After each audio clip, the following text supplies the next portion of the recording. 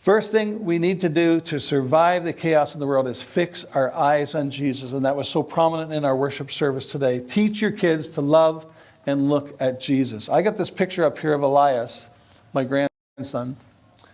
Now look at this boy's eyes. We are going to Fort Chip, and he's going to move some boxes.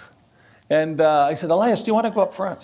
And he goes up front. He sits up front. And it happened to be a pilot trainer was in there. He said to Elias, would you like to steer the plane?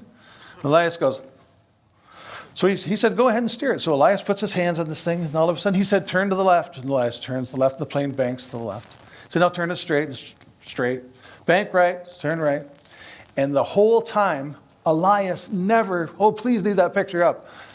The whole time, Elias never took his eyes off that pilot. He never once took his eye off that pilot. He could have looked at the storm that was coming in from the northwest. Elias could have looked at that circumstance in his life. He could have looked at the waters of the Athabasca that were raging because it was so blowy outside. He could have looked at the bird that was trying desperately to get to shelter because the storm was coming. He could have looked at the gauges. He could have looked at everything, but he was looking, his eyes fixed on the pilot. He didn't stop looking at the pilot for 5 minutes.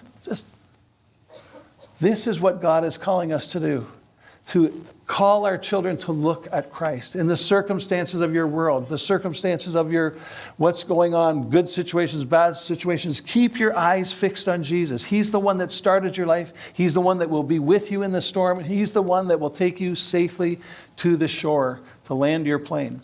We need to teach our kids to keep our eyes on Jesus.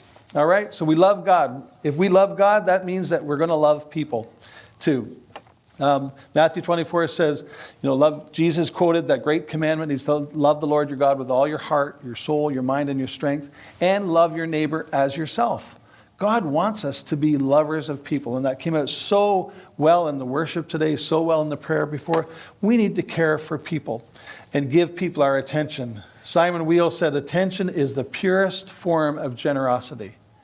When we give God our attention, we're generously, lavishly worshiping him. When he sends Jesus to us, he's giving us his very best. He's generous. He's looking at us. He's paying attention to us.